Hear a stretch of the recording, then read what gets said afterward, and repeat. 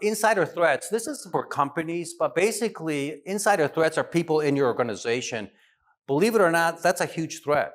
And the main reason is because they're already inside your organization. They have access to all your servers, for example. They have passwords, so they can take whatever data they want, people you trust, because they're working for you. So the best defense, whether it's a Mac or PC, is to apply what's called the least privilege access. So you want to give access to people, but very limited access, only what they need. So for example, it's like me giving you a key to your office, but not giving you the key to the entire building.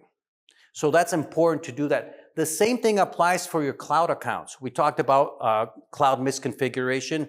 Very important. If you give full access on your OneDrive, for example, or Google Drive, let's say you're a company, to everybody, they can do anything.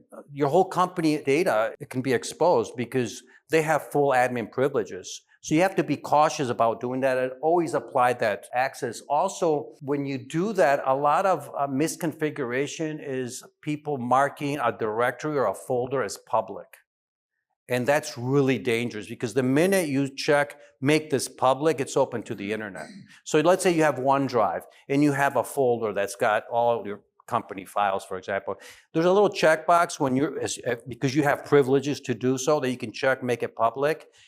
Now it's public, it's open to the internet. What happens is Google crawlers will crawl that site, and now they index it. Now it's searchable on the internet. So somebody can do a search for whatever term, your documents could show up. Activity monitoring. So inside your organization, if something looks suspicious, somebody's doing something, you want to monitor that. And so I have here an example. If a finance employee starts downloading HR records, that's going to be a red flag. So you want to monitor that activity. I had a company, I had an employee from a company call me one day and he says, hey, my computer's running really slow, Al. Can you help me out? So I logged into his computer and he had all these files and folders on the desktop. And as I moved them to figure out where the issue was, I saw all these files being uploaded to the internet. They were in queues. So it was like maybe 10 files. And I saw a process bar. I'm like, well, you've got a lot of data going to the cloud. You got to stop these uploads. That's what's killing your computer. And when I looked, I noticed that he was uploading all these company files that were actually blueprints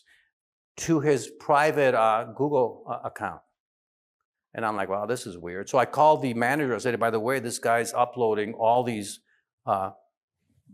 your documents to the cloud. I don't know whatever happened, but 3 weeks later, he quit the company and opened up his own architectural firm. Rotating credentials is important. You have a company, somebody leaves or changes position, change the credentials, change the password. So they no longer have access to the finance folder, only the HR folder. Threats, this is the way Apple combats them. There's a thing called Secure Enclave, and you can think of it as a little safe inside your computer, and it stores all your personal information, all your biometrics, all your passwords, all your passkeys, and nobody can read that except you. So somebody can't get in your computer and access that data. So this is a secure way that Apple tries to combat insider threats.